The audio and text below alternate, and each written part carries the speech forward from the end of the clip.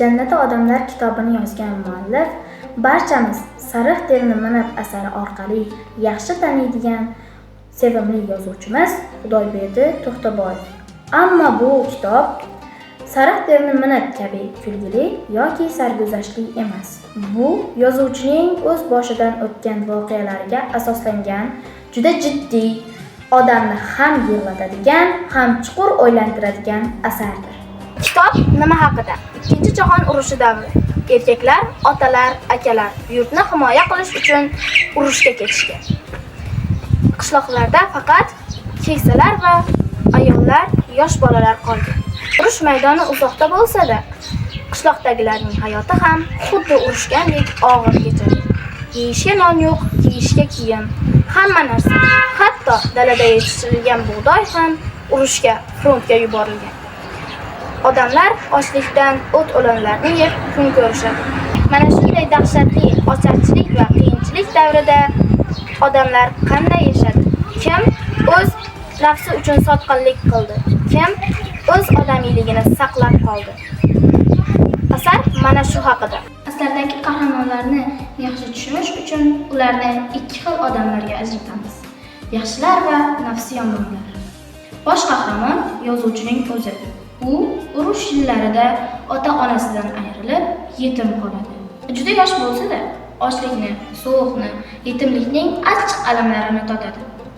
Shunga qaramay, u qalbi toza, aqlli, adolatli bola bo'lib ulg'ayadi. Mehribon onalar va buvilar. Ularning farzandlari urushga ketishgan yoki o'sha yerda halok bo'lgan. Uylarida yeyishga va'da beradigan hech vaqosi yo'q. Ular qishloqdagi ota-onasiz qolgan bolalarni ko'rsa, bag'riga bosadi. Mana shu ayollar asardagi eng buyuk qahramonlardir. Keksalar va dehqonlar. Ular kun bo'yi ishlashib, mehnat qiladigan kimsalardir. Ular biz chidasak chidaymiz, askarlarimiz och qolmasin deb yashashadi. Omborchilar va non taqsimlovchi boshliqlar. Ular urushga ketmagan, qishloqda qolib, davlatning omboriga xo'jayin bo'lishgan. Ular ombordagi bor narsani, ya'ni bug'doylar va unlarni berkitib, o'z oilasiga yeyishadi yoki qimmatga sotishadi. Yetimlarning haqqini yeyishdan ham qo'rqishmaydi. Maktab o'quvchisi sifatida bu kitobni o'qib, o'zim uchun quyidagi xulosalarni oldim. Jannatda odam bo'lish nima degani? Kitobning nomi bejizga jannatda odamlar emas. Yozuvchi aytmoqchiki, jannatga loyiq bo'lish uchun boy yoki qudratli bo'lish shart emas. Eng og'ir, hatto och qolib o'lishing mumkin bo'lgan vaziyatda ham birovning haqqini yemagan, qo'lidagi bor narsasini muhtoj odamlarga bergan inson haqiqiy jannatda odamdir. Bugun biz issiq uydamiz, kiyinamiz, ichamiz, xohlagan ovqatimizni yeymiz. Ota-onamiz yonimizda.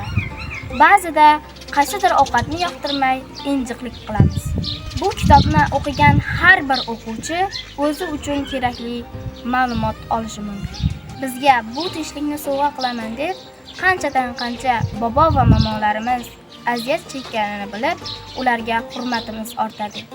Hozirgi tinch va to'q hayotimiz uchun ajdodlarimizga rahmat aytishimiz kerak. Jannati odamlar kitobi bu bizni mehribon bo'lishga, halol yashashga, ota-onamizni, tinchligimizni qadrlashga o'rgatadigan hayot darsligidir.